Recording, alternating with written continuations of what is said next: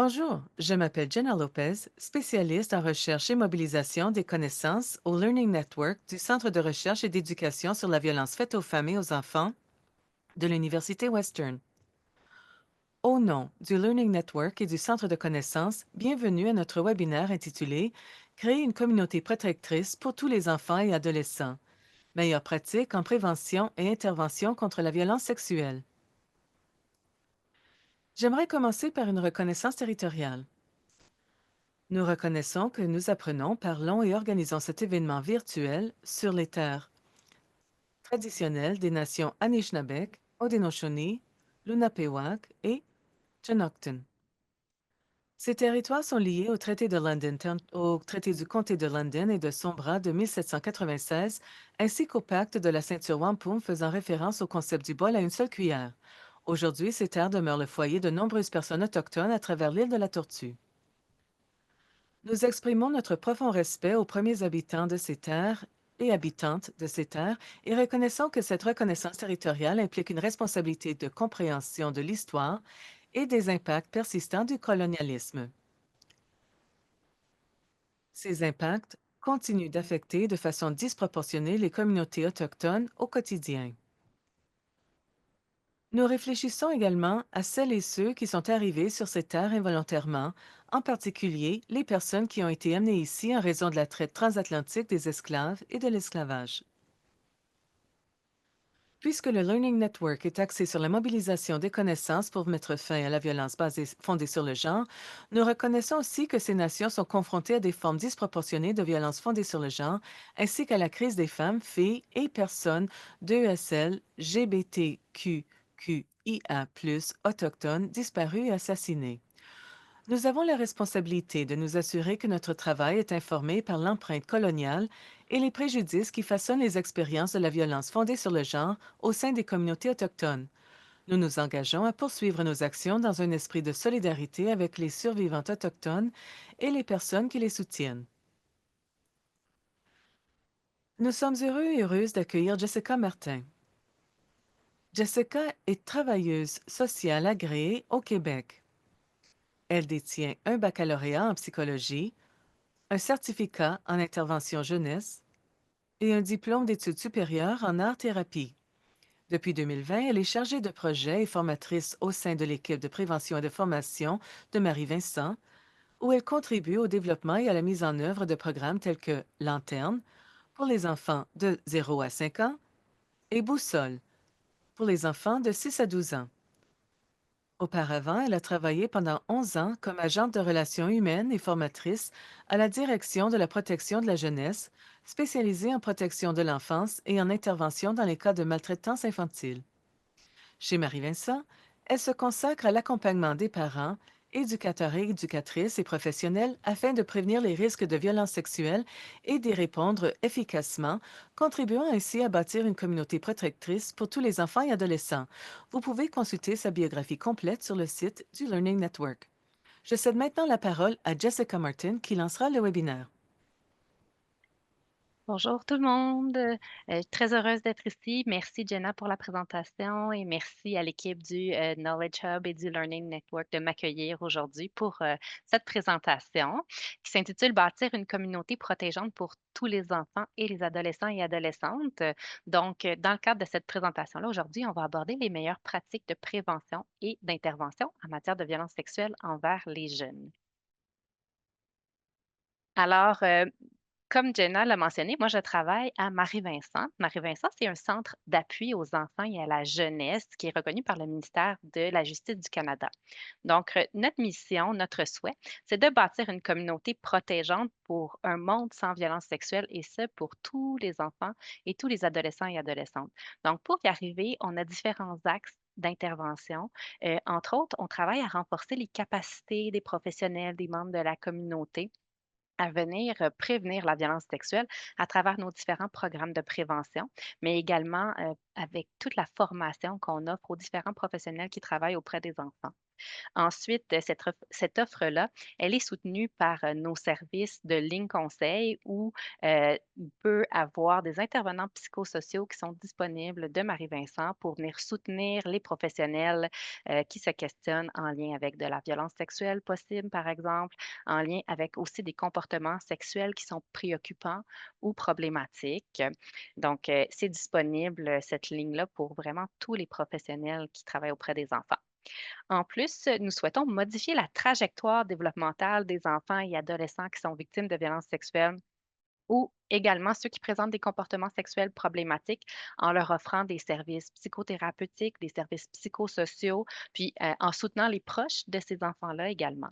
Puis finalement, on est appuyé par la chaire interuniversitaire de recherche Marie-Vincent qui vient soutenir l'équipe dans la mise à jour de toutes les connaissances en lien avec la violence sexuelle, mais aussi dans l'évaluation des services offerts, autant les services en psychothérapie que les programmes de prévention qui sont développés à Marie.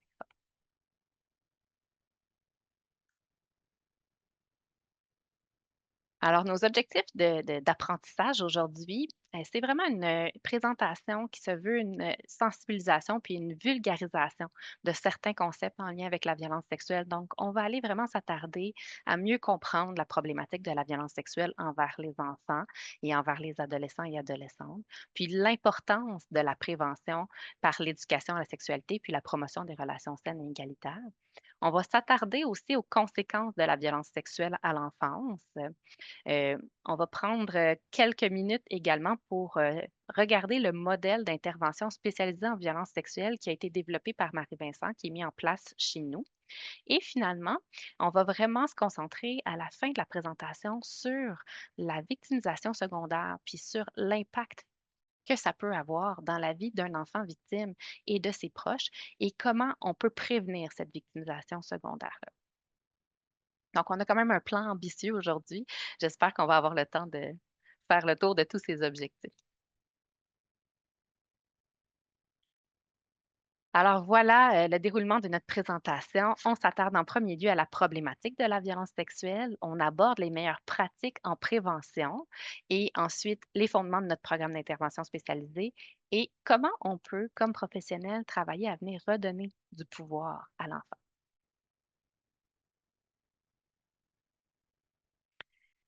Pour parler de violence sexuelle, c'est nécessaire en premier lieu de s'entendre sur une définition commune de ce que ça signifie violence sexuelle. Parce que cette définition-là, elle est variable en fonction du pays, en fonction de l'époque même. Pensons par exemple au fait que c'est seulement en 1983 que la loi sur les infractions sexuelles a reconnu le viol conjugal, hein. Donc, selon l'époque, la définition est différente. Alors, à Marie-Vincent, on utilise la définition du gouvernement du Québec, qui est encore la définition utilisée aujourd'hui là, par le gouvernement. Ça fait plusieurs années que c'est celle-ci.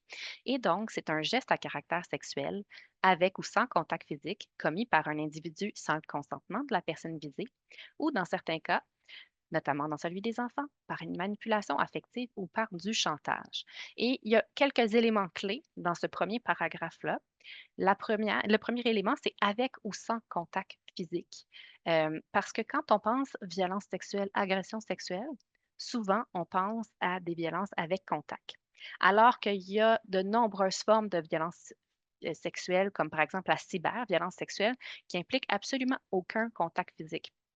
Et donc, ça influence la façon dont on fait la prévention de cette violence-là également, parce que souvent, particulièrement avec les enfants plus jeunes, on a tendance à dire des choses comme fais attention, si quelqu'un tente de te toucher, viens m'en parler tout de suite. Mais ce n'est pas seulement ce type de violence-là qui existe. Il y a plusieurs gestes qui sont compris dans la violence sexuelle et qui ne nécessitent pas nécessairement de contact physique. Donc, c'est important cette notion-là.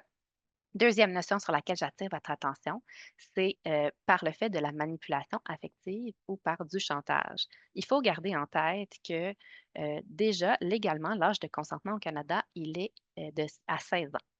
Entre 12 ans et 16 ans, il y a certaines exceptions qui vont permettre un consentement selon l'âge de l'enfant, mais en bas de 12 ans, le consentement, ça n'existe pas. Alors, dans notre définition, quand on vient on vient pointer manipulation affective, chantage. Ce qu'on veut dire, c'est qu'il y a des stratégies qui sont mises en place par la personne qui agresse pour simuler un consentement, pour faire croire à l'enfant qu'il est participatif, alors que dans le fond, c'est du chantage, c'est de la manipulation qui est utilisée.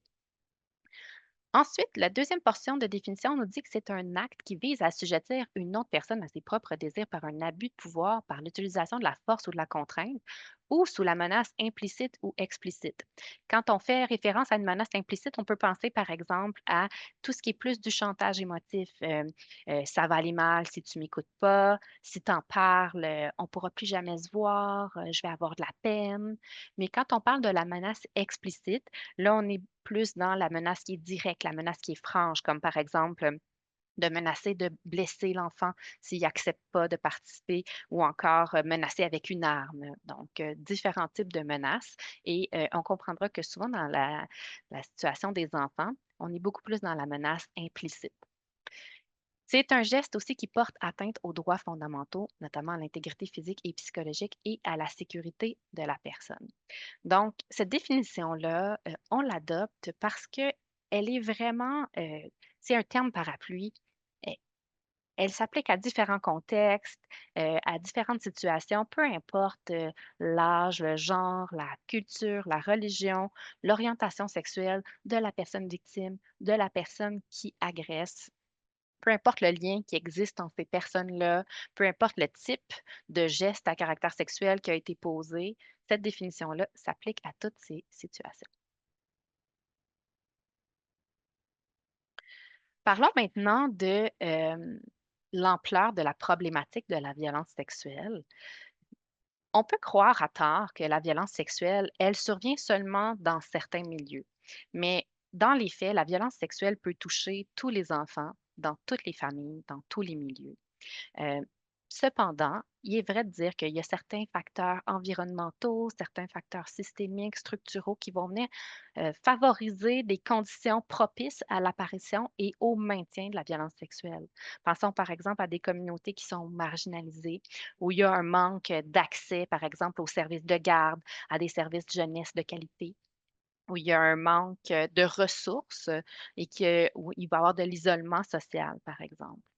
Ce qu'on sait également, c'est que les filles, les enfants qui travaillent, les jeunes qui sont issus de la diversité sexuelle et de la pluralité des genres, les enfants qui sont placés en famille d'accueil et aussi les enfants qui ont des handicaps, puis également les enfants qui sont marginalisés vont être plus à risque de subir de la violence sexuelle au courant de leur enfance. Lorsqu'on compare différentes études, là, on arrive à environ une moyenne québécoise d'une fille sur 5 et d'un garçon sur 10 qui va être victime avant l'âge de 18 ans. Puis c'est un pourcentage qui, malheureusement, est sous-estimé. On estime que ce pourcentage-là, il représente environ 10 de la réalité. Puis quand on regarde l'image sur cette diapositive, c'est exactement ce qu'on voit.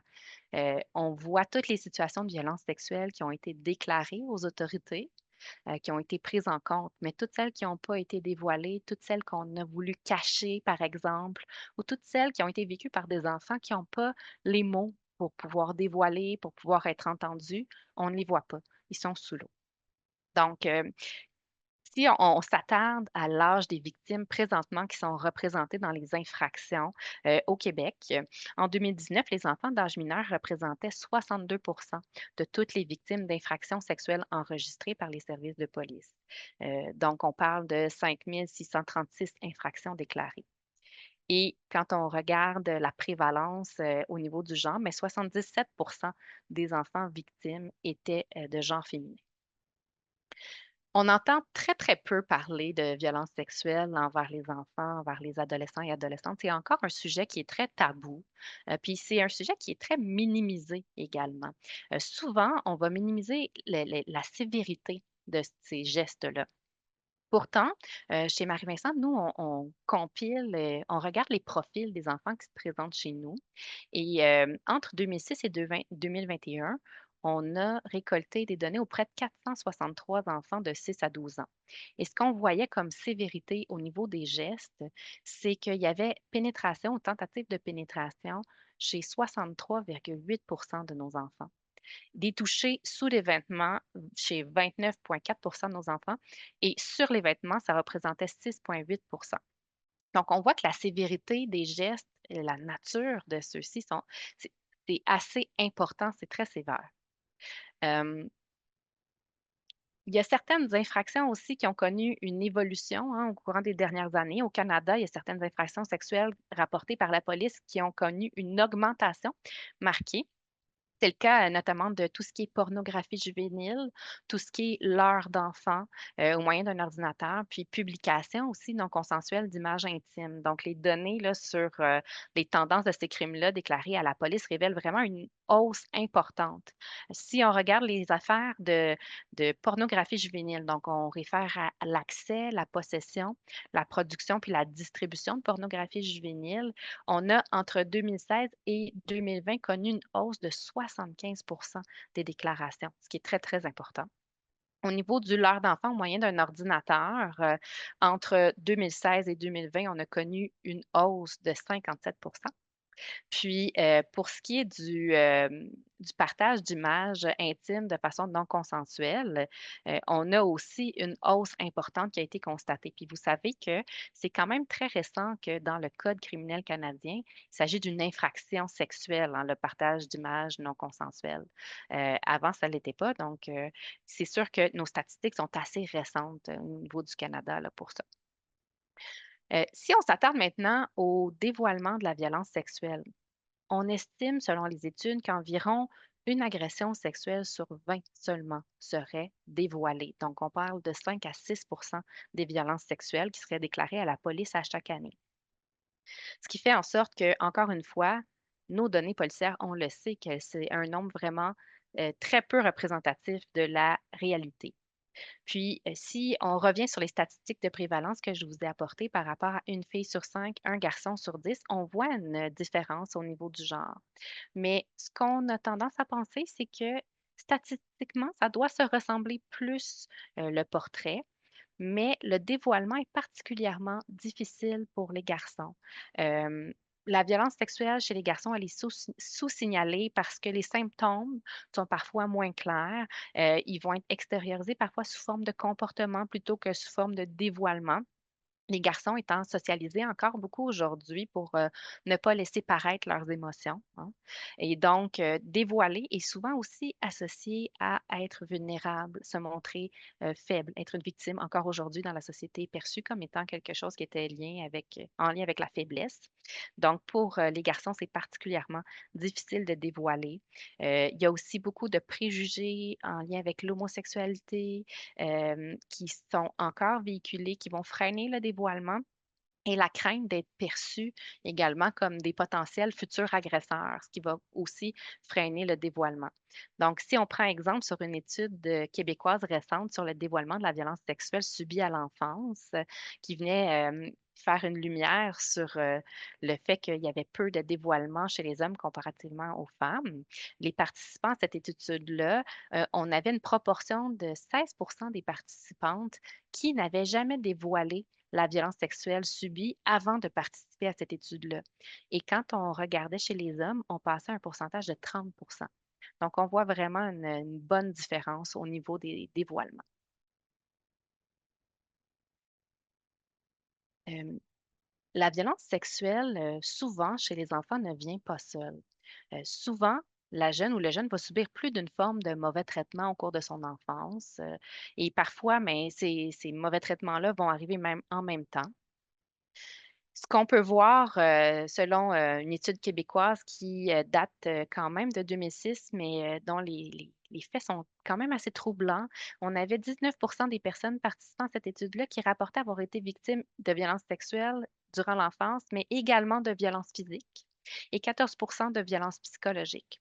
Ce qu'on voit chez nos jeunes, également suivis en protection de la jeunesse, au Québec, c'est que beaucoup d'entre eux vont vivre différentes formes de maltraitance de façon concomitante. Alors ici, dans une étude de CIR, en 2012, pardon, on avait 54 de nos jeunes suivis par la protection de la jeunesse qui rapportaient avoir vécu au moins 4 formes de maltraitance, ce qui est énorme.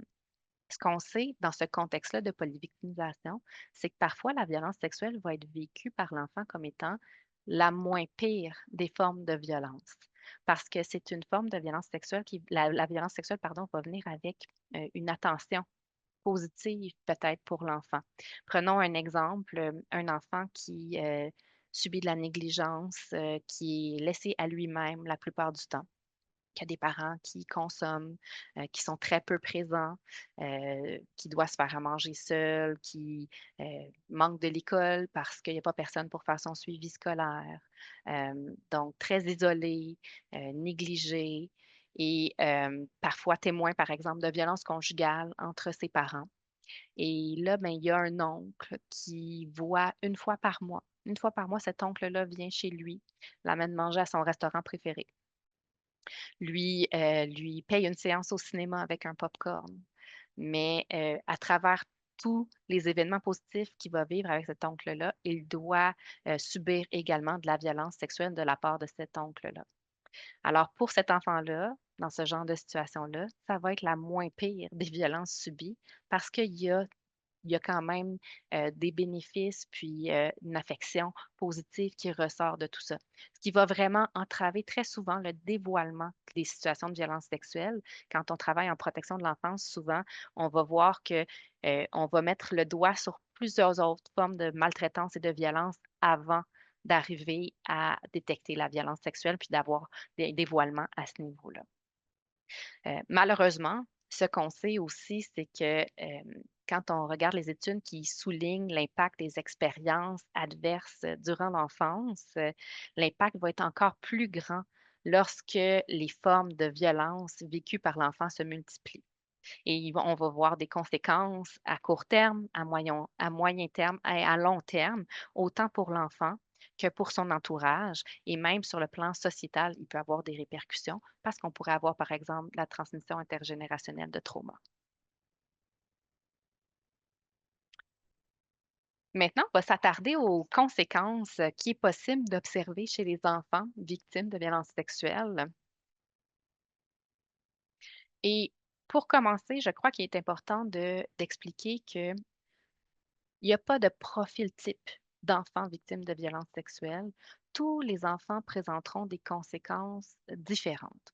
Alors, on a vraiment un continuum de conséquences qui peuvent survenir. On peut voir des enfants qui ont très peu ou pas du tout de conséquences suite à la violence sexuelle qui a été subie, alors que pour d'autres enfants, on va voir la présence de difficultés sévères puis qui vont vraiment impacter différentes sphères de son fonctionnement. Il n'y a pas comme je disais, il n'y a pas de conséquences qu'on est sûr et certain qui vont survenir. C'est vraiment tout dépendant de l'enfant qu'on a devant nous, tout dépendant de la situation, de la violence qui a été subie, et souvent ce qui va faire en sorte qu'un enfant qui va présenter des conséquences ou pas, mais ça va être la présence ou l'absence dans leur vie de certains éléments qui sont des facteurs de protection ou encore des facteurs de risque.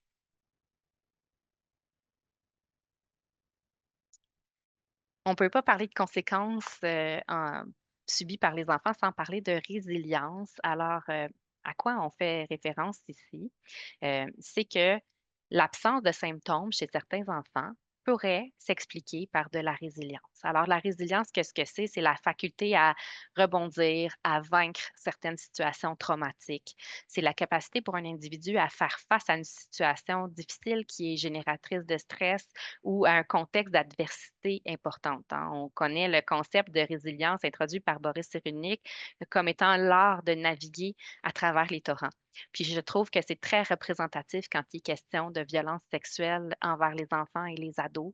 C'est vraiment ça qu'on voit. Puis il y a une recension de la littérature intéressante qui date de 2015 qui rapportait que chez les enfants et les adolescents, on va voir un portrait de résilience de 10 à 53 des enfants qui ont subi de la violence sexuelle qui seraient considérés comme étant résilients. Par contre, il faut dire que, quand on regarde les différentes études, parfois on n'a pas la même définition de ce qu'est la résilience. Est-ce qu'on parle de résilience dans un seul domaine, dans une seule sphère ou encore dans plusieurs sphères? Puis aussi, il faut dire que quand il est question de résilience, souvent nos échantillonnages sont, réservés beaucoup au genre féminin. Donc, C'est quand même il faut prendre ces études-là avec, une certaine pincette, mais quand même intéressant de voir qu'on a un assez grand, écart entre le 10 puis le 53 au niveau de la résilience. Disons aussi que, dans la plupart des études, généralement, la résilience va être définie par l'absence d'un niveau clinique de difficultés psychologiques et de difficultés d'adaptation, ce qui ne signifie pas qu'ils ne sont pas présents, mais c'est vraiment le niveau clinique qui est, parlant ici. Donc, environ un tiers des enfants et adolescents et adolescentes victimes de violences sexuelles seraient asymptomatiques. Puis comment on peut expliquer l'absence de symptômes chez les enfants, victimes de violences sexuelles? Mais comme on le disait, l'usage de stratégies d'adaptation efficaces, de nombreuses ressources internes et externes, c'est ce qu'on associe à la résilience. Mais il y a d'autres raisons aussi qui pourraient expliquer cette absence de symptômes-là, entre autres l'évitement en lien avec la violence sexuelle, qui va venir masquer la présence de difficultés. On sait que l'évitement à court terme pour les victimes de violences sexuelles, c'est une stratégie qui est efficace. Mais à long terme, ce qu'on observe, c'est qu'elle va avoir comme impact davantage de détresse chez ces jeunes-là. Il y a aussi l'effet latent. Donc, on observe généralement chez les jeunes victimes une détérioration chez 10 à 20 des jeunes, donc une apparition de symptômes sur le tard. Euh, c'est pourquoi parfois, quand on reçoit des jeunes en thérapie, au tout début, suite au dévoilement, on n'a pas accès nécessairement à tout ce qui se passe, à la détresse. Mais si on reprend un suivi, par exemple, un an plus tard, mais là, on va voir qu'il va y avoir différentes difficultés qui peuvent s'être présentées sur lesquelles on pourra travailler. Et finalement, une autre explication, ça serait la sensibilité des instruments de mesure qui sont utilisés pour pouvoir mesurer la détresse chez nos jeunes. Il y aurait peut-être une influence à ce niveau-là.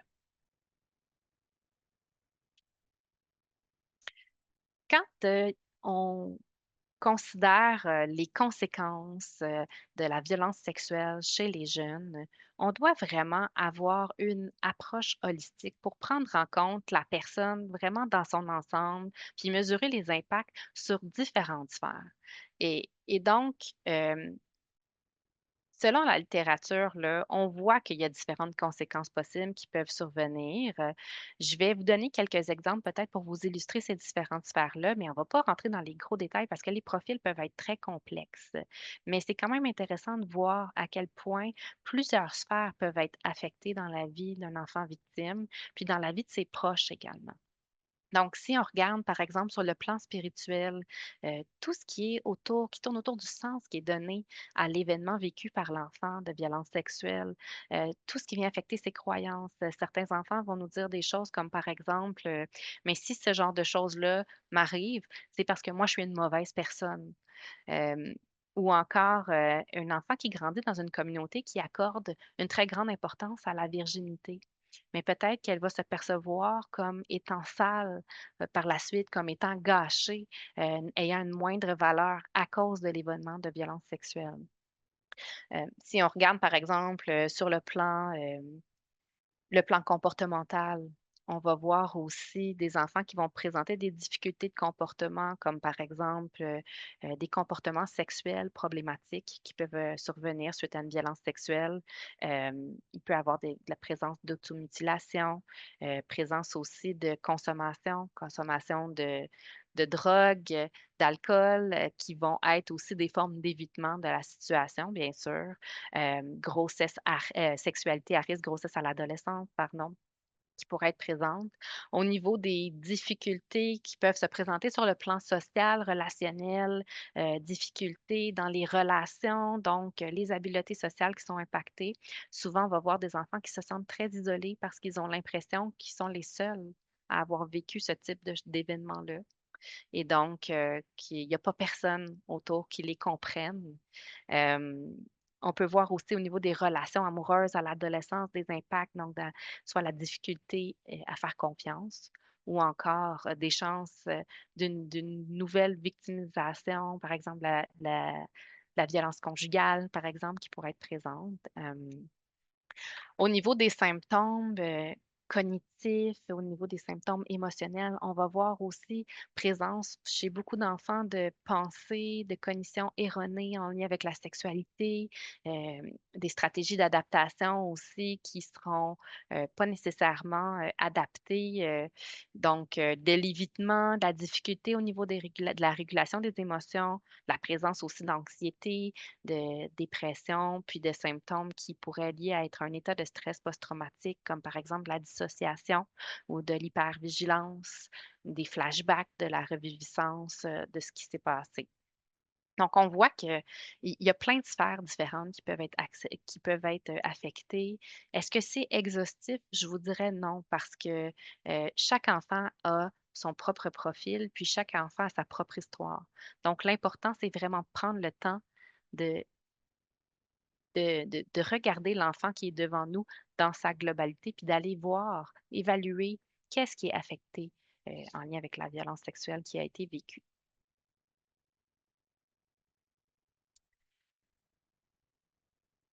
Il y a des conséquences également pour les proches de l'enfant victime. Le dévoilement de violences sexuelles de la part d'un enfant, c'est comme une bombe qui explose au sein d'une famille. Puis ça, particulièrement quand la violence sexuelle, elle est commise au sein de la fratrie ou encore que c'est de la violence sexuelle intrafamiliale. Donc, on parle vraiment un état de choc, d'une situation où on est en perte de repères comme proche, comme parent. On est vraiment dans une sensation de surréalisme. Tu sais, je suis dans un cauchemar, ça peut pas se passer, ça peut pas arriver sous mon toit, par exemple. Donc, beaucoup d'incompréhension. Puis, ce qui fait que nos proches tombent en mode survie la plupart du temps. Puis, j'aimerais prendre 2 secondes avec vous pour que vous puissiez prendre le pouls de ça. Fermez vos yeux, puis imaginez un instant qu'une bombe explose dans votre maison. Qu'est-ce que vous voyez? Ce que vous allez voir, c'est des débris, de la poussière. C'est tout ce qui vous apparaissait comme étant votre endroit où est-ce que vous étiez en sécurité. Tout ce que vous aviez bâti au fil des années, il n'existe plus rien. Tout est soufflé. Et donc, c'est ce choc-là que vivent les familles, les proches quand il y a une situation de violence sexuelle qui est dévoilée. Et là, non seulement comme proche, on constate l'ampleur des dégâts, puis même parfois, ça prend beaucoup de temps avant d'arriver à constater vraiment tous les dégâts, mais là, il y a déclenchement de, de toute une trajectoire socio-judiciaire qui va impliquer plein d'acteurs différents, des enquêteurs, enquêtrices, de la protection de l'enfance, qui vont venir avoir chacun leur propre processus, chacun leur propre procédure. Il va y avoir des décisions qui vont devoir être prises pour assurer la sécurité de l'enfant, mais ces décisions-là ne seront pas prises nécessairement par les proches qui vont devoir suivre un peu la cadence dans un état où est-ce que, ils sont pas fonctionnels, puis eux, tout ce qu'ils peuvent faire, c'est voir les débris qui s'accumulent. Donc, c'est vraiment, une situation où il n'est pas rare chez les proches qu'on voit apparaître certains symptômes, comme par exemple, des symptômes qui s'apparentent à un état de stress post-traumatique parce qu'ils sont justement dans cette perte de repères-là, pardon. Puis, parfois, les parents vont être plus en difficulté que les enfants au moment du dévoilement. Alors, ils ont besoin, eux aussi, de bénéficier d'un accompagnement, d'avoir un endroit où ils peuvent, se déposer puis vivre, tout ça. Alors, pourquoi c'est important de faire de la prévention de la violence sexuelle, puis ça, dès le plus jeune âge? Bien, je vous dirais en premier lieu parce que les enfants, et les adolescents, adolescentes sont particulièrement vulnérables à la violence sexuelle. Les enfants les plus jeunes sont très, très dépendants des adultes. Ils sont habitués aussi à obéir à l'adulte. On les élève en leur disant qu'il faut écouter les consignes de l'adulte. L'adulte a raison, puis il y a dans plein de situations de la vie, on démontre à l'enfant que l'adulte a raison. On ne doit pas remettre en question les décisions de l'adulte. Les jeunes enfants sont aussi particulièrement sensibles à l'attention positive et privilégiée, qui est une technique qui est très, très fréquemment utilisée par les personnes qui agressent des enfants. Puis, quand on pense à pourquoi il faut faire cette prévention-là auprès de nos ados, pensons à la place grandissante de toutes les technologies, hem, qui prend de plus en plus de place dans nos vies. Très tôt même, à la préadolescence, on voit et on travaille en prévention de la cyberviolence sexuelle. Mais à l'adolescence, il y a tout le développement de l'identité, le développement de la sexualité qui vient combiner avec une recherche de sensations fortes, une impulsivité, hein, puis un sentiment d'être invincible qui est propre à l'adolescence, qui fait en sorte qu'ils vont se retrouver dans de nouvelles situations à risque. Donc, la prévention est essentielle autant à l'enfance qu'à l'adolescence, au niveau de la violence sexuelle. Ensuite, ajoutons à cela que la majorité des enfants connaissent la personne qui les a agressés. C'est quelqu'un de leur entourage, c'est quelqu'un de confiance. Hem, Souvent, on a tendance à faire de la prévention encore aujourd'hui comme, en disant aux enfants: «Mais, méfie-toi des inconnus, heu, n'embarque pas dans la voiture de quelqu'un que tu connais pas, n'accepte pas de bonbons», par exemple, ou de choses comme ça. Alors qu'on sait que c'est vraiment dans une très faible proportion des cas que c'est des gens qui sont complètement étrangers à l'enfant qui va avoir commis les gestes de nature sexuelle. La plupart du temps, c'est quelqu'un qui est dans son entourage. À Marie-Vincent, nous, on observe les profils des enfants qui se présentent et dans les dernières années, on avait toujours entre un 98 et un 99 des enfants qui connaissaient la personne qui les avait agressés. Hem, il faut aussi faire de la prévention parce que les faits de violence sexuelle sont difficiles à prouver. La violence sexuelle, c'est un crime de noirceur, hein. Donc l'enfant se trouve souvent seul, puis l'adulte qui devrait être un adulte de confiance et l'aider dans ce genre de situation-là, mais peut être une des personnes justement qui commet la violence sexuelle. Euh, Généralement, on va avoir tendance à chercher, à détecter un signe visible de violence sexuelle chez les enfants ou encore à vouloir observer, des traces de violence sexuelle sur le corps des enfants. Mais ce sont des idées qui sont erronées pour plusieurs raisons, en fait. Mais en fait, plusieurs formes de violence sexuelle ne laissent aucune trace, hein. Quand on repense à la définition du début de la présentation, il y a des formes de violence sexuelle qui nécessitent absolument aucun contact. Et par la suite aussi, il faut se dire qu'il y a plusieurs enfants qui vont présenter aucun signe qui nous laisse croire qu'ils sont victimes. Puis parfois, même chez nos plus jeunes, ils sont même pas conscients qu'ils sont victimes de violences sexuelles parce qu'ils n'ont pas de connaissances au niveau de la sexualité, au niveau de l'intimité et tout ça. Hem, s De plus, la violence sexuelle envers les enfants, elle est rarement violente. Donc, d'avoir à chercher des traces, c'est vraiment une conception erronée.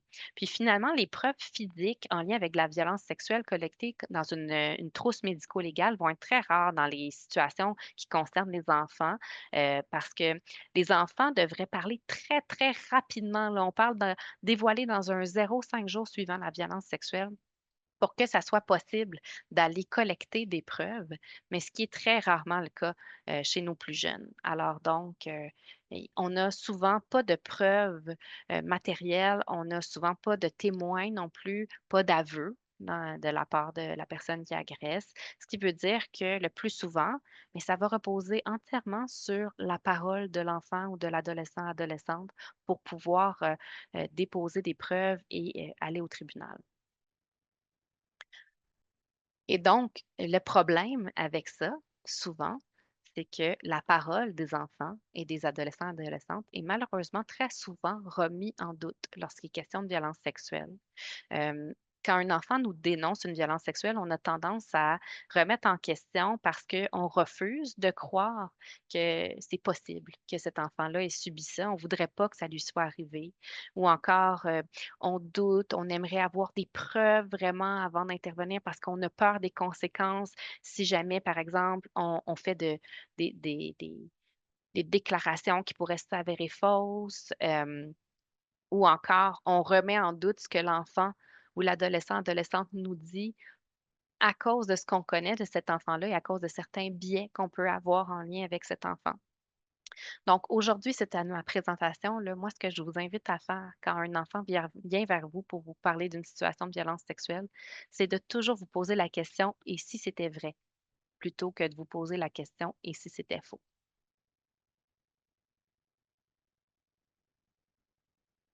On va aborder maintenant les meilleures pratiques en prévention de la violence sexuelle. Et donc, je commence par, vous parler de la façon dont on développe, nous, à Marie-Vincent, nos programmes de prévention de la violence sexuelle. Le département de prévention, il est assez jeune. Il a débuté en 2016 avec le programme Lanterne. Je vais vous présenter un petit peu un survol des différents programmes qu'on a là, dans les prochaines diapositives. Mais sachez que depuis ce temps, on construit tous nos programmes de la même manière. Alors, on commence toujours par une étape d'analyse des besoins sur le terrain et une recension de la littérature. Donc, d'un côté, on va ressortir tout ce qui est les meilleures pratiques en prévention qui ont déjà été évaluées, qui ont été prouvées efficaces. Et d'un autre côté, on va se rendre auprès de nos publics cibles sur le terrain pour aller voir de quoi ils ont besoin pour faire de la prévention auprès de leurs jeunes. Et pour faire en sorte que, les programmes qu'on développe ne soient pas tablettés, hein, que ça soit un programme qui peut être, périn, puis utilisé auprès des jeunes de façon efficace, puis, de façon continue.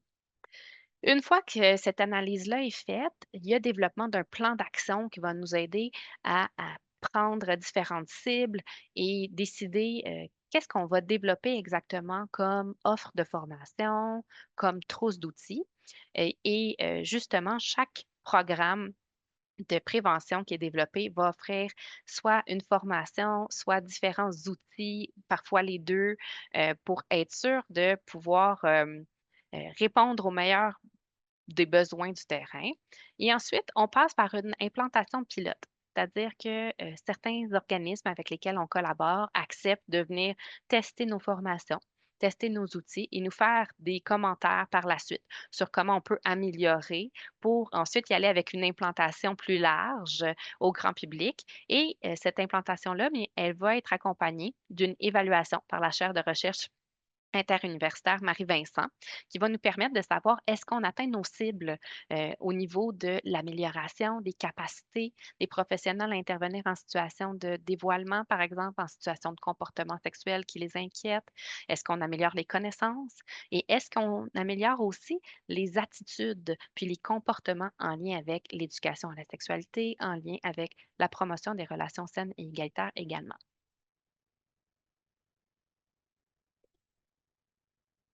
Et nos deux piliers dans nos programmes sont toujours l'éducation à la sexualité et la promotion des relations saines et égalitaires. Dans tous nos projets, ils sont essentiels pour venir développer une prévention efficace à court, à moyen et long terme auprès des enfants. Donc, on vise une éducation à la sexualité globale puis progressive, c'est-à-dire une éducation à la sexualité qui, heu, à travers laquelle les enfants vont avoir accès à des contenus qui sont adaptés à leur âge et adaptés aussi à leur niveau de développement psychosexuel et qui vont venir faire la promotion d'une sexualité qui est saine, qui est inclusive, qui est positive. Donc, quand on fait référence à une approche globale, on veut vraiment dire qu'on veut toucher pas seulement à l'aspect de l'agir sexuel, mais plutôt qu'on veut avoir vraiment une approche qui se veut bio-psychosociale de la sexualité. Donc, différentes composantes, différentes sphères qui s'intègrent au développement global de l'enfant qui vont être abordées dans le cadre de nos programmes. On doit également inclure, l'aspect des relations saines et égalitaires parce que c'est démontré que la violence sexuelle, mais c'est une violence, qui est basée sur le genre. Donc les actions de prévention doivent, miser sur la déconstruction des mythes, puis des stéréotypes de genre, sur l'apprentissage d'habiletés relationnelles qui sont saines, et sur le développement des connaissances, des attitudes, puis des compétences, puis des valeurs d'égalité. C'est vraiment ce qu'on vise. Donc, quand on fait la promotion de relations égalitaires, on va non seulement contribuer à diminuer les risques de violences sexuelles subies et perpétrées, mais aussi ceux liés à la violence conjugale, au harcèlement, à l'intimidation. On utilise l'approche écosystémique pour pouvoir bâtir nos projets. Donc, on va vraiment venir mettre l'enfant au centre de différents systèmes qui vont s'inter-influencer. On sait que c'est une approche qui est reconnue en prévention, universelle, mais vraiment en prévention de la violence sexuelle, on voit à quel point c'est efficace. C'est recommandé que les programmes de prévention de la violence sexuelle, qui s'adressent aux enfants soient vraiment faits dans une perspective globale, puis que les adultes de confiance qui gravitent autour de ces enfants-là soient directement rejoints par ces programmes-là. Parce que en fait, on ne peut pas faire en sorte que la responsabilité soit seulement sur l'épaule des enfants de se protéger. Ça serait vraiment utopique de penser que l'enfant peut avoir en main tous les outils puis doit se protéger seul. La responsabilité, elle incombe également aux adultes qui l'entourent, à sa famille, mais plus largement aussi à la communauté, puis à la société. Donc, des actions d'éducation, des formations qui visent les professionnels qui œuvrent auprès des enfants, des actions auprès des parents, des proches sont aussi recommandées. Puis ce qu'on vise aussi, mais c'est un appui politique puis juridique, puis des campagnes de sensibilisation qui sont grand public aussi pour déconstruire les différents tabous en lien avec la violence sexuelle. Donc, c'est l'approche qu'on adopte dans le cadre de nos projets. Puis si on décortique, un petit peu plus ces différents systèmes-là, mais au niveau de l'enfant, ce qu'on va viser à faire, c'est vraiment venir augmenter sa sécurité personnelle, puis aussi l'outiller à intervenir auprès de ses pairs. Surtout quand on arrive à l'âge primaire ou à l'adolescence, où est-ce que l'enfant peut être en mesure de détecter peut-être certaines situations, puis d'intervenir dans des situations potentielles, par exemple en dévoilant. Donc, enseigner les habiletés de protection demeure essentiel pour les enfants, les aider à reconnaître les situations à risque et les techniques des agresseurs. Hem, les techniques des agresseurs, c'est quelque chose qu'on ne voit pas beaucoup dans les programmes existants, comme si on était un peu hésitant à en parler aux enfants, mais c'est très, très important. Puis là, je pense à la violence sexuelle de façon large, mais je pense aussi à la cyberviolence sexuelle. Et toutes les techniques raffinées que les prédateurs vont utiliser en ligne, à quel point c'est important que les enfants soient au courant de ça, qu'ils soient en mesure de les débusquer, puis qu'ils comprennent aussi l'importance de dénoncer ce type de situation-là. Donc, vraiment miser sur le dévoilement, puis aider l'enfant à dévoiler en l'aidant, par exemple, à reconnaître les adultes de confiance autour de lui, en sachant qu'il a le droit de se protéger. Donc, informer l'enfant sur ses droits, c'est vraiment essentiel. Puis, dans toutes les situations, enlever le blâme des épaules de l'enfant, le déresponsabiliser, lui indiquer que c'est toujours la personne qui agresse qui est responsable des gestes et ce n'est jamais l'enfant qui est responsable. Maintenant, quand on travaille auprès des proches et auprès de la famille en général, c'est vraiment très important de les sensibiliser à l'importance de leur rôle en matière de prévention de la violence sexuelle. Ce qu'on s'est aperçu, c'est qu'il y a beaucoup de proches, de parents qui sont très conscients du fait qu'ils sont les premiers éducateurs au niveau de l'éducation à la sexualité pour leurs enfants, mais que malgré tout, ils vont repousser cette discussion-là, vont attendre parfois même une fois à l'adolescence pour en parler. Donc, ils ont peur. Il y a beaucoup de mythes qu'on va voir ensemble, justement, des mythes, des barrières qui freinent l'éducation à la sexualité. Donc, importance de les informer, entre autres, sur la problématique de la violence sexuelle, de les informer sur l'importance de leur rôle, de ce qu'ils peuvent avoir comme influence positive pour leur enfant. Parce que quand les parents s'engagent à participer dans des programmes de prévention, ça va vraiment, leur permettre de renforcer leurs habiletés parentales à communiquer sur la sexualité, mais communiquer aussi sur la violence sexuelle avec leurs enfants.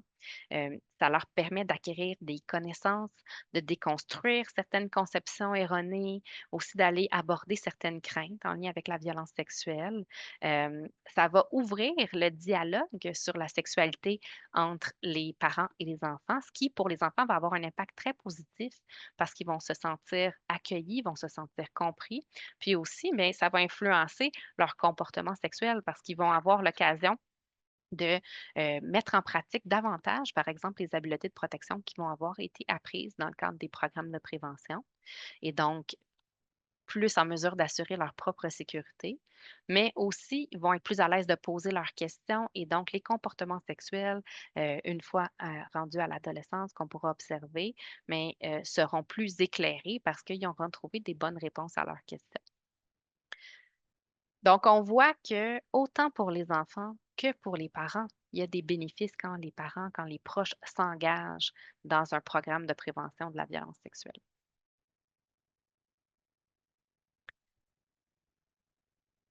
Au niveau maintenant de la formation des professionnels qui côtoient les enfants, on doit travailler autant sur le développement de connaissances que au niveau des attitudes également. Parce que parfois, justement, on a des connaissances, mais c'est au niveau de notre perception de l'éducation à la sexualité, de la promotion des relations saines et égalitaires, au niveau de nos valeurs que ça peut accrocher.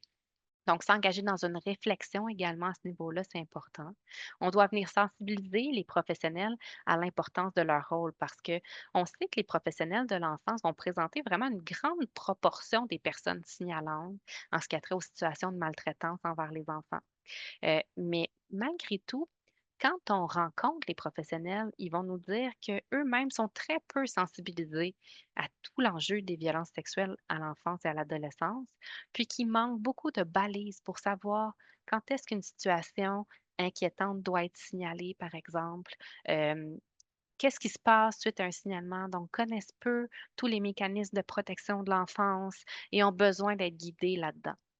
Donc, on doit les sensibiliser à l'importance de leur rôle. On doit renforcer leur capacité à intervenir aussi, ce qui va venir soutenir les enfants parce qu'un professionnel qui est plus apte à détecter, par exemple, les situations à risque ou encore qui a eu une formation sur comment recevoir un dévoilement, mais il va peut-être être beaucoup plus prêt, plus calme à recevoir le dévoilement d'un enfant. Et ça, bien, ça peut influencer aussi positivement le parcours de l'enfant par la suite. Et finalement, on va venir sensibiliser la population, puis promouvoir des changements sociaux. Donc, ça passe par la promotion de normes sociales qui favorisent la non-tolérance des violences sexuelles. Ça passe par la promotion de rapports égalitaires entre les genres, par la création de milieux de vie sécuritaires, mais aussi sur le travail qu'on peut faire auprès de nos jeunes, sur les habiletés sociales qui sont saines, qui sont positives.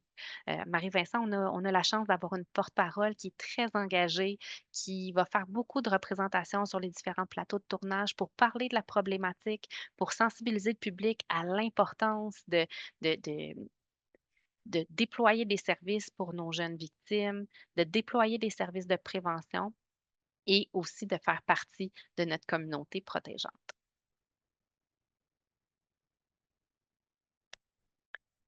Je vous disais qu'encore aujourd'hui, il existe de nombreuses croyances erronées, puis des mythes qui nous empêchent encore de faire de l'éducation à la sexualité.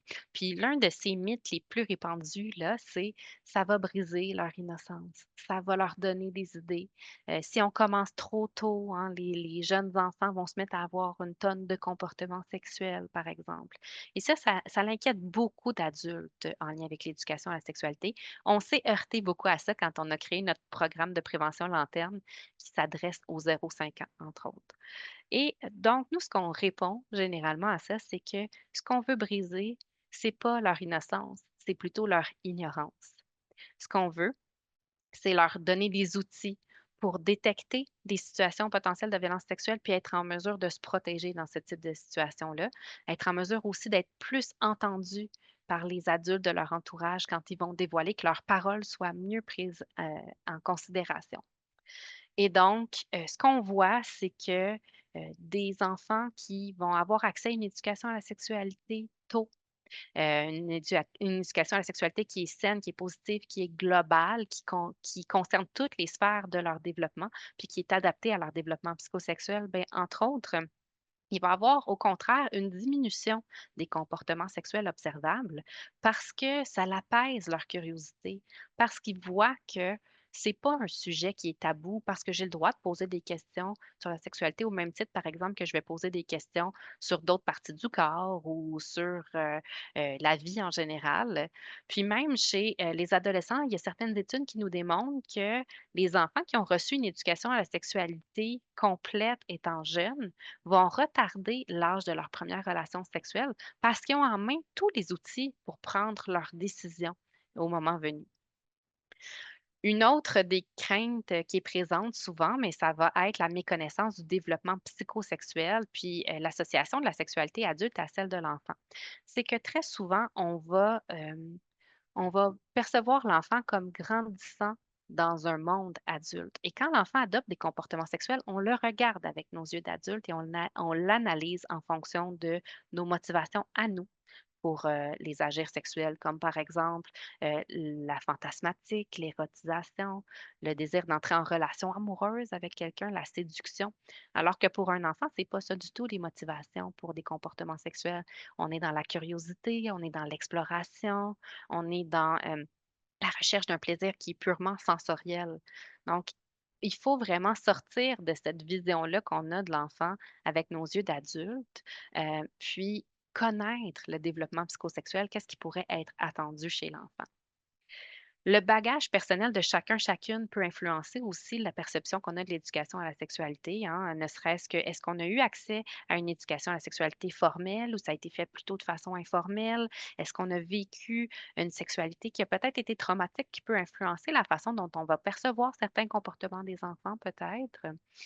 Donc ça aussi, ça l'influence et finalement, il existe chez la plupart des adultes une contradiction entre le désir de protéger un enfant puis l'action d'éduquer. On n'est pas capable de faire le pont entre les deux. On ne veut pas que les enfants soient exposés à, par exemple, Internet, à des sources d'informations qui sont peu fiables pour leur donner des informations, mais on n'ose pas d'en donner nous-mêmes parce qu'on ne sait pas jusqu'où on peut aller et parce qu'on ne pense pas que ça peut les protéger, alors que dans la réalité, c'est le cas.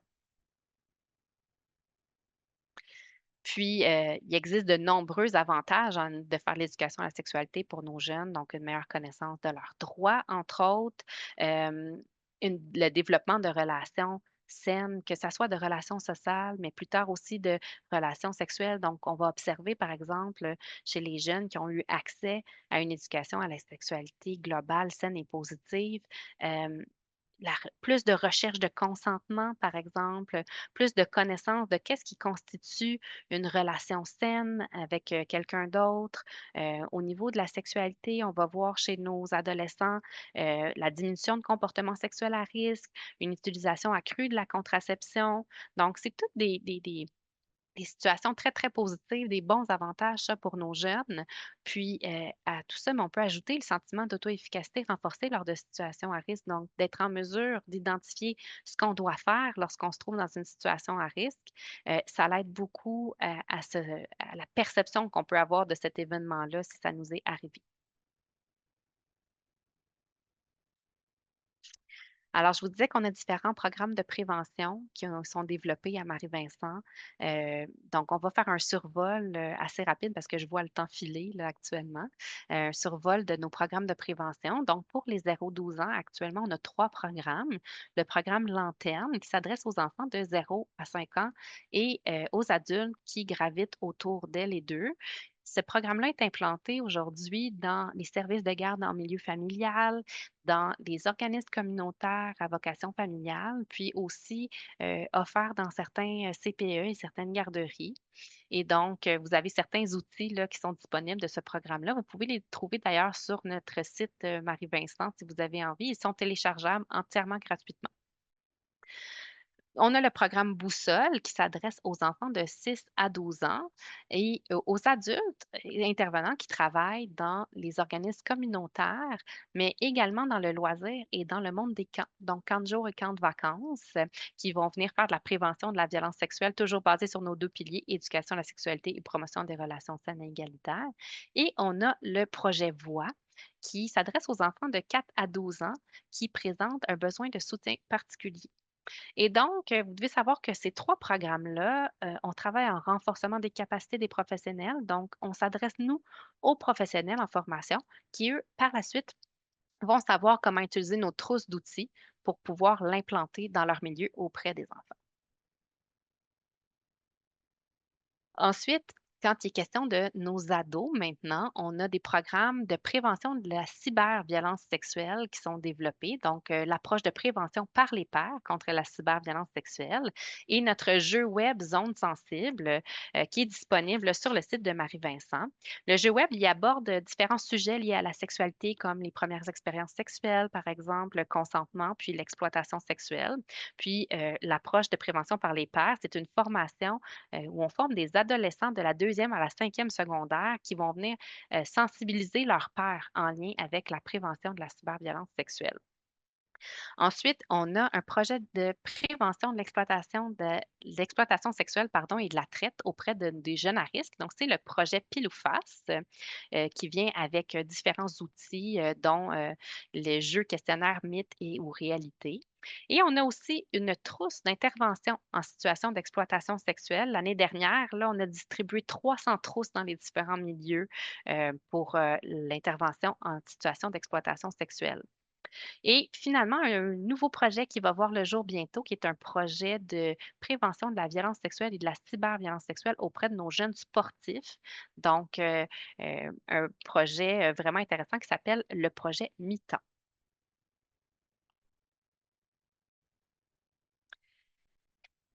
Je vous présente également les fondements de notre programme d'intervention maintenant spécialisé en violence sexuelle. Donc, une fois que l'enfant a été victime, qui a été dévoilé, qui a été référé chez nous, vous avez ici un portrait très, très global de la trajectoire de service que l'enfant peut vivre lorsqu'il est référé à Marie-Vincent. Euh, Sachez qu'on va voir les enfants de 0 à 17 ans, Marie-Vincent. Pour les enfants qui sont âgés de moins de 14 ans, qui ont été victimes de violences sexuelles, la violence sexuelle doit avoir été signalée et fondée par la DPJ, donc la Direction de la protection de la jeunesse, ou la police. Mais ce n'est pas le cas pour nos adolescents et adolescentes de 14 ans et plus. Elle doit avoir été signalée, mais ce n'est pas nécessaire qu'elle ait été fondée. C'est la différence entre nos enfants et nos ados. Donc, cette trajectoire de service clinique-là a été révisée en 2023 pour pouvoir vraiment améliorer la fluidité de nos services puis réduire nos délais d'attente. Donc, on est passé, avant d'implanter cette trajectoire de service-là, on avait 24 mois d'attente. On est actuellement à un peu moins de 16 mois d'attente pour pouvoir avoir accès à nos services, ce qui est encore trop, mais qui est quand même une belle réduction, une belle réussite pour nos services cliniques. Et on vise un objectif final de 6 mois d'attente au niveau des services. Puis, si on détaille justement cette trajectoire-là, mais quand je vous ai dit tantôt que la violence sexuelle, c'était une bombe qui explose dans une famille, on offre d'ailleurs un service de soutien aux proches au moment où il y a le dévoilement parce qu'on est très, très conscient et consciente que les proches sont des victimes collatérales de cette violence sexuelle-là. Et un peu comme les consignes sont données lors d'un vol d'avion où on va demander aux proches de mettre leur propre masque à oxygène avant de mettre celui de leur enfant pour être présent pour leur enfant puis être en mesure d'assurer leur sécurité par la suite. Mais c'est ce qu'on va vouloir que les proches fassent ici. On va vouloir qu'ils soient pris en charge, puis qu'il y ait cet espace-là pour pouvoir peut-être être accompagnés, qu'on réponde à leurs questions pour pouvoir ventiler également, puis être soutenus afin de vraiment venir favoriser le mieux-être des enfants parce qu'on sait que le soutien des proches a une importance capitale dans tout le reste du parcours de l'enfant par la suite. Donc, il va avoir aussi disponibilité d'une intervention immédiate, comme je le disais, auprès des proches. C'est autant pour les proches d'enfants que d'adolescents qui ont été victimes de violences sexuelles. Bientôt, il y aura aussi un service pour les proches d'enfants qui présentent des comportements sexuels problématiques. Et le service d'intervention immédiate est aussi disponible pour les adolescents et adolescentes au besoin qui vont le demander. Donc, à ce moment-là, mais on est vraiment dans le soutien, donner des informations concernant les services médicaux, les services psychosociaux, les services judiciaires. On va adresser les émotions en lien avec la situation de violence sexuelle. On va essayer d'accompagner le proche dans la compréhension de son rôle actuellement, de prendre soin de lui également. Euh, Puis par la suite, ce qu'on va faire, c'est qu'on va passer à une évaluation des besoins de l'enfant. Et à ce moment-là, ce qu'on va venir documenter, mais c'est l'état de l'enfant ou de l'adolescent, l'adolescente dans les différentes sphères de sa vie. Et on va venir évaluer ses difficultés, puis les conséquences aussi à sa situation de violence sexuelle. Donc, on veut vraiment venir identifier les besoins en termes de soutien psychosocial, de psychothérapie ou encore de référence, là. Donc, les modalités d'évaluation, ça va être autant des entrevues cliniques qui vont être semi-dirigées auprès de l'enfant, auprès des proches également, que la passation de questionnaires qui sont plus standardisés avec une assistante de recherche de la chaire interuniversitaire Marie-Vincent. Il va aussi avoir la consultation de documentation pertinente, comme par exemple des rapports de services policiers, des rapports de la Direction de la protection de la jeunesse, des rapports médicaux, puis des entrevues avec différents professionnels, là, si c'est nécessaire, qui gravitent déjà auprès de cet enfant-là, pour pouvoir voir, mais c'est quoi notre priorisation au niveau de quand est-ce qu'on devrait offrir des services, puis quel type de service on doit offrir. Donc, il y a l'intervention psychosociale qui est disponible. L'intervention psychosociale qui va vraiment être basée sur une approche cognitivo-comportementale qui va viser à répondre aux besoins de l'enfant ou l'adolescent qui vont avoir été identifiés au moment de l'évaluation. Puis, dans le cadre de cette intervention-là, ce qu'on va vraiment venir développer avec l'enfant, c'est toutes les habiletés d'identification, d'expression et de gestion des émotions. On va travailler aussi au niveau des stratégies d'adaptation cognitive, donc comprendre le lien entre les pensées, entre les émotions, puis entre les comportements, pour venir ensuite identifier si on a des pensées nuisibles ou erronées en lien avec la violence sexuelle, en lien avec la sexualité en général, en lien avec les comportements sexuels problématiques si c'est le cas. On va viser l'acquisition de connaissances en matière de violence sexuelle pour l'enfant ou l'adolescent. Puis, on va faire beaucoup d'éducation à la sexualité dans ces rencontres-là. Puis, on va travailler au niveau des habiletés aussi d'affirmation, puis de protection de soi, puis au niveau de l'estime de soi également à travers tout ça. Puis, c'est sûr que à travers l'intervention psychosociale, on va toujours favoriser l'implication du proche qui est non agresseur, hein, qui est soutenant, pour reprendre ces différents apprentissages-là aussi une fois à la maison. Dans la psychothérapie individuelle, on va avoir, quand même les mêmes objectifs que ceux que je viens de vous mentionner dans l'approche psychosociale, mais en plus, on va aller travailler à l'exposition graduée aux souvenirs reliés au trauma. Donc, c'est pourquoi qu'au niveau de la psychothérapie individuelle, mais on va avoir, nos thérapeutes, nos psychothérapeutes qui vont être présents, qui sont soit psychologues, soit sont sexologues qui vont accompagner l'enfant. Il va aussi avoir toute la portion d'apaisement des symptômes du trouble de stress post-traumatique en lien avec la violence sexuelle qui va être travaillé au niveau de la violence sexuelle.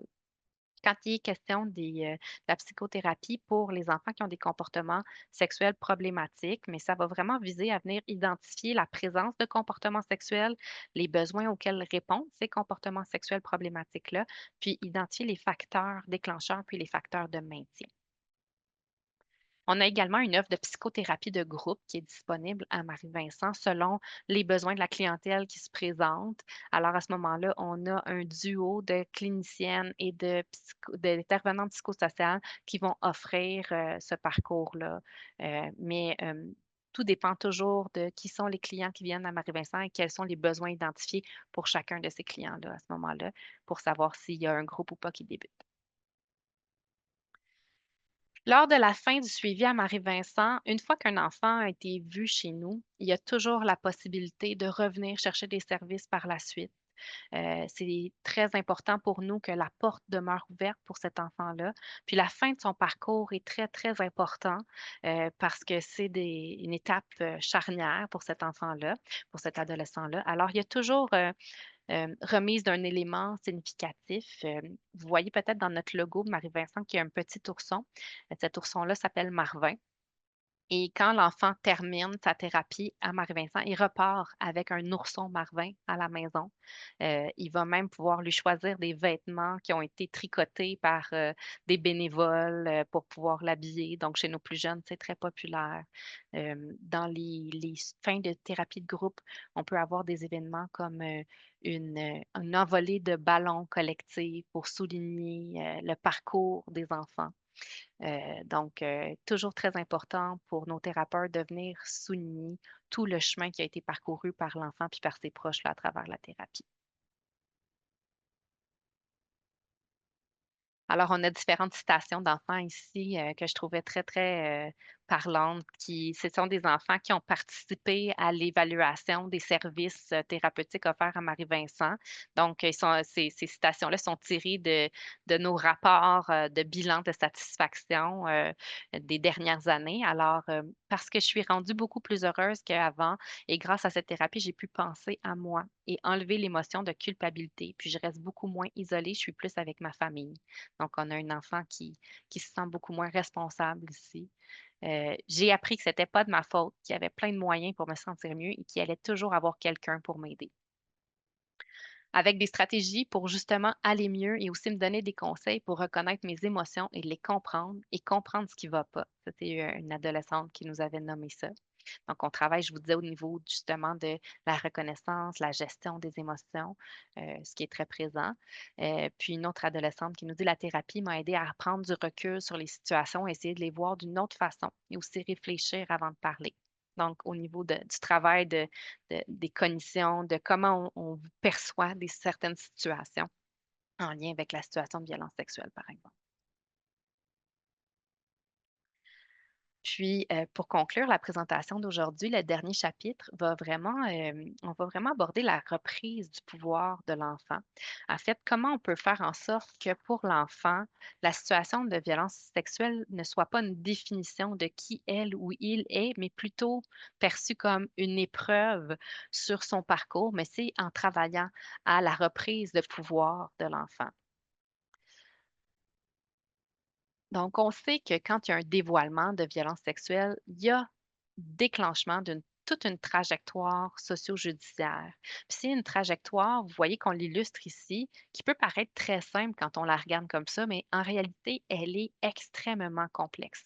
Elle n'est pas linéaire, sa durée, elle est impossible à prévoir. Puis au fil de cette trajectoire-là, l'enfant puis son proche va rencontrer une multitude de professionnels différents dont les mandats vont différer, dont chaque service a ses propres délais, ses propres procédures.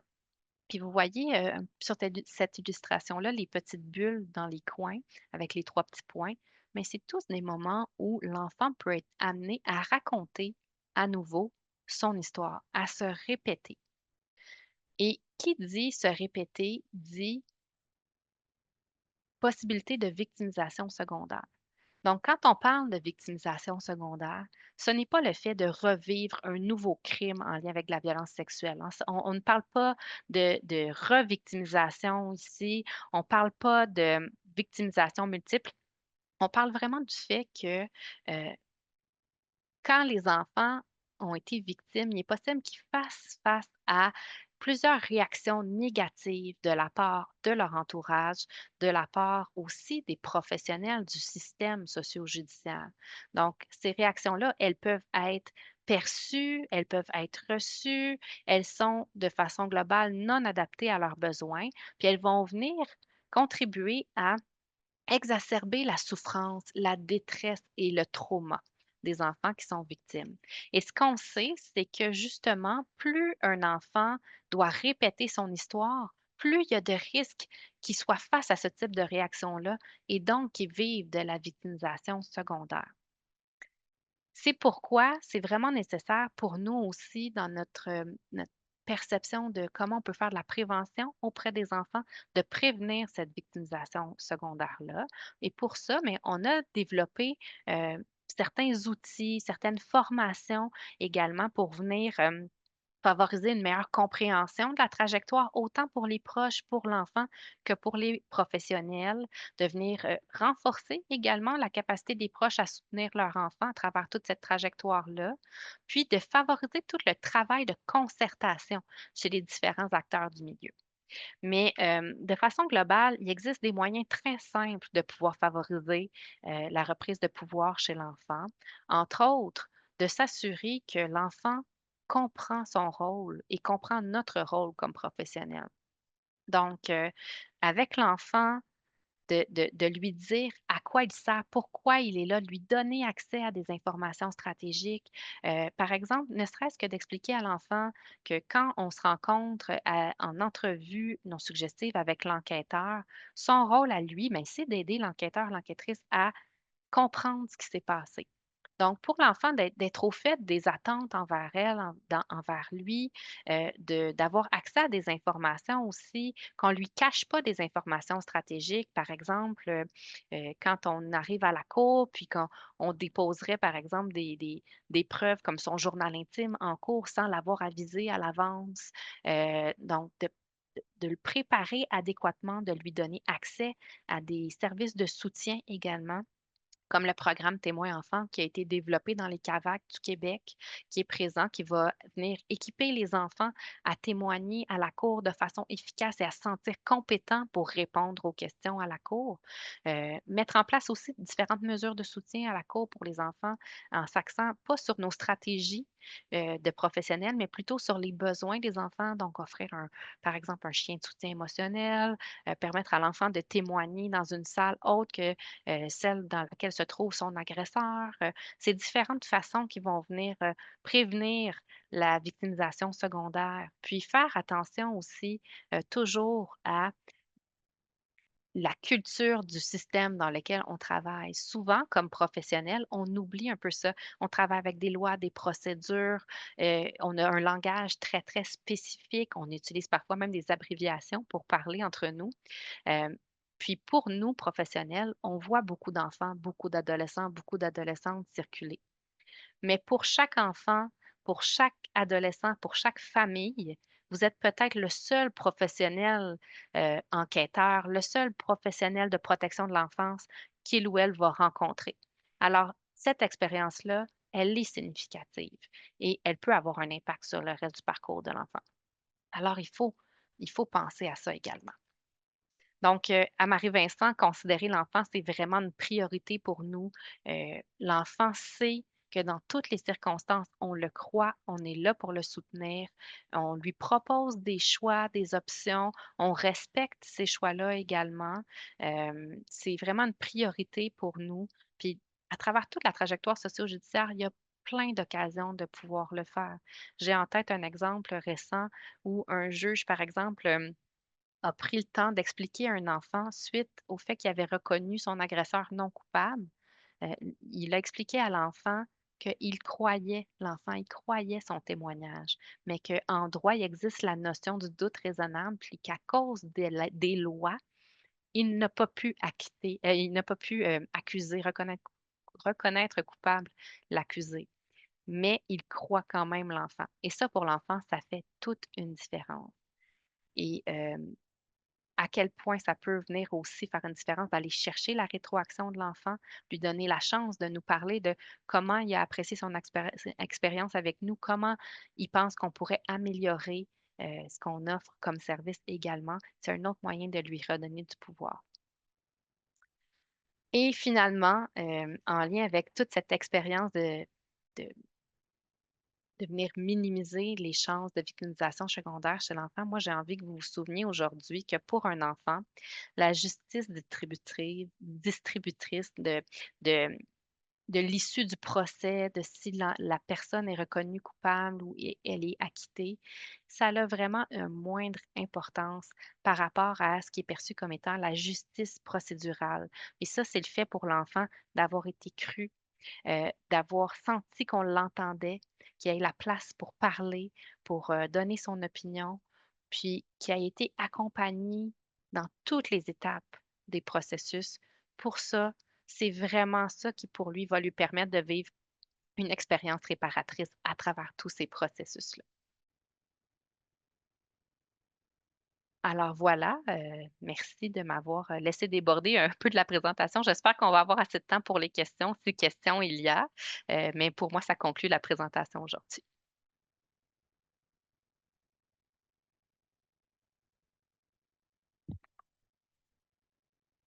Merci Jessica pour votre présentation si importante et si informative. Il y a beaucoup de questions de la part des participants et participantes, alors nous allons passer directement à la séance de questions et réponses.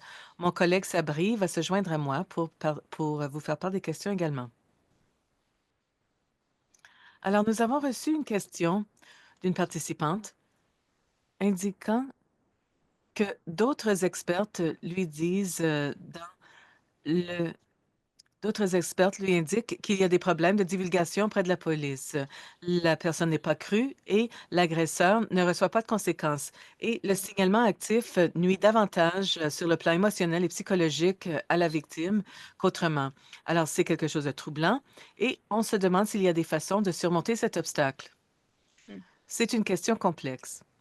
Oui, tout à fait. Merci beaucoup, Jenna, pour, cette question et merci à la participante ou le participant qui l'a posée.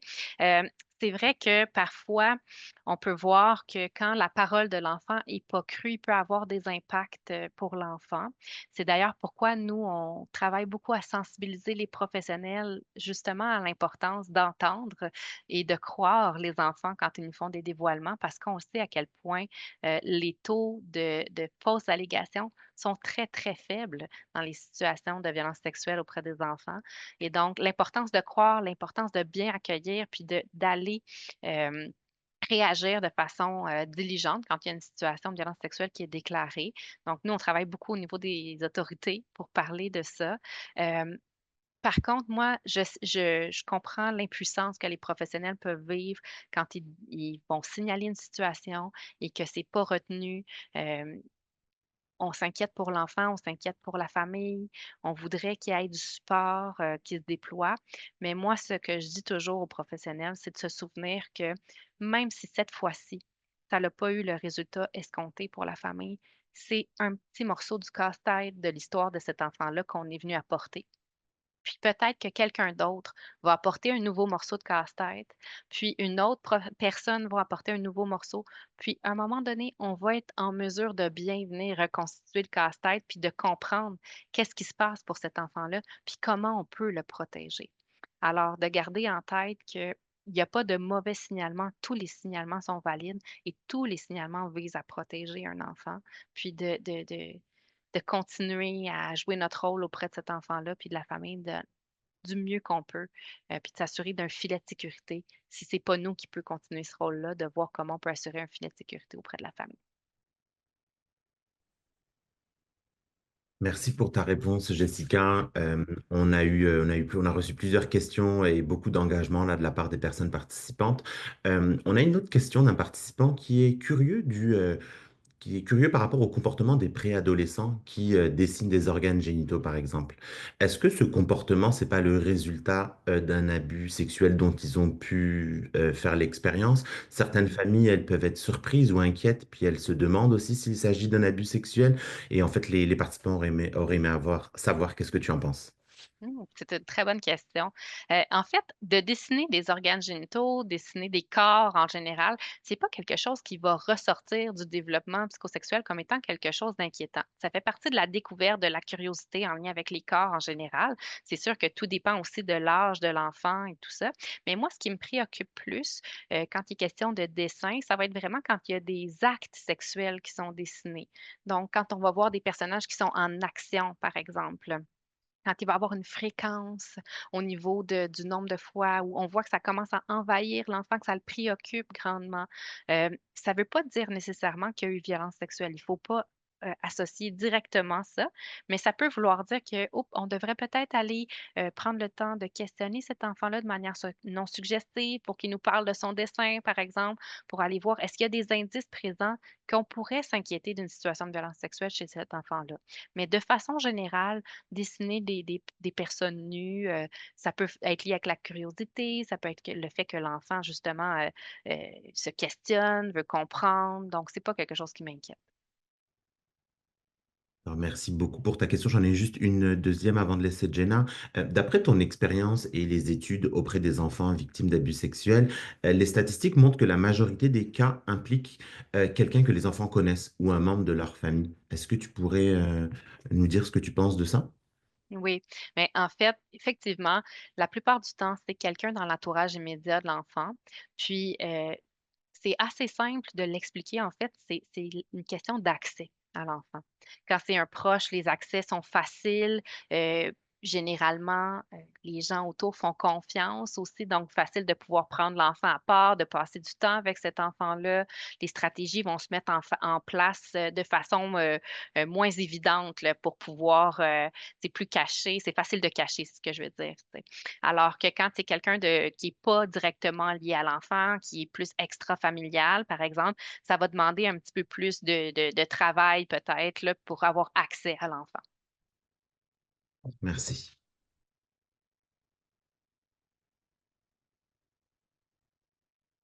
Merci, Jessica. Dans votre présentation, vous avez parlé de compétences de protection. Pouvez-vous nous donner des exemples de ces compétences? Oui, tout à fait.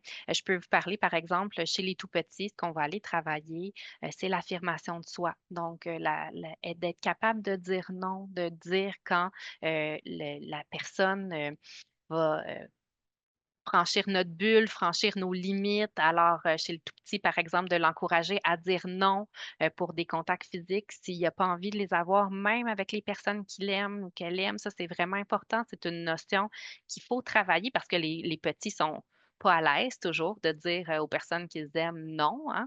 Donc, de renforcer ça, de savoir, par exemple, quand il y a quelque chose qui me fait sentir pas bien dans mon cœur, dans mon corps, dans ma tête, que je me pose des questions, hem qu'est-ce que je peux faire? Je peux aller voir un adulte de confiance. Ce sont qui les adultes de confiance autour de moi? Donc, l'aider à reconnaître ça, de connaître la séquence de protection, de dire je peux dire non, je peux crier, je peux m'enfuir, aller voir l'adulte.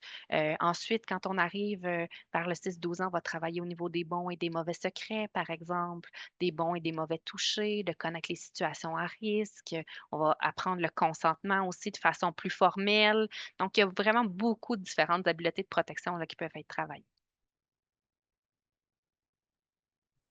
Merci beaucoup. Je pense qu'on aurait peut-être le temps pour une dernière question. Est-ce qu'on a le temps pour une dernière question, Jenna?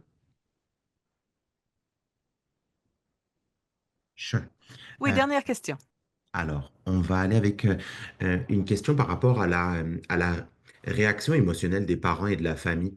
Certains participants se demandaient, est-ce que la réaction émotionnelle des parents ou de la famille, elle influence l'effet traumatique sur les enfants, en particulier les très jeunes enfants qui peuvent ne pas comprendre ou réaliser pleinement ce qu'ils ont vécu. Puis parfois, les jeunes enfants vont se retourner directement vers leurs parents, puis peut-être ne pas comprendre leur réaction. Est-ce que tu aurais des choses à nous dire par rapport à ça? Oui, effectivement, ça peut avoir un impact sur les réactions de l'enfant par la suite, sur tout son parcours. Certains parents, dans toute leur détresse, dans ce qui est vécu, vont oublier de dire à l'enfant, par exemple, que c'est pas de la faute de l'enfant s'ils se sentent comme ça, parce qu'on sait que les enfants vont de nature être égocentriques, puis penser que ce qui se passe, c'est leur faute, hein. Et donc, dans ce genre de situation-là, automatiquement, si je vois mon parent qui est en détresse, qui pleure, qui va pas bien, je vais penser que c'est à cause de moi, que c'est moi qui a causé cette détresse-là.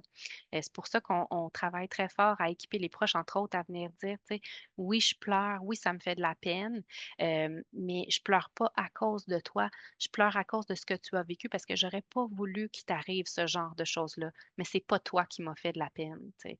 Donc c'est beaucoup de travail à venir, équiper, les parents, parler de leurs propres émotions avec leurs enfants là-dedans. Merci beaucoup, Jessica, pour toutes tes réponses.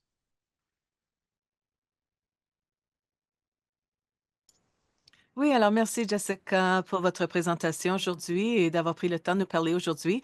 Je vais aussi remercier tous les interprètes qui se sont joints à nous. Alors merci à Sylvie, Wendy, Christy, Alex, Simon et Jerry. Merci beaucoup, Jenna.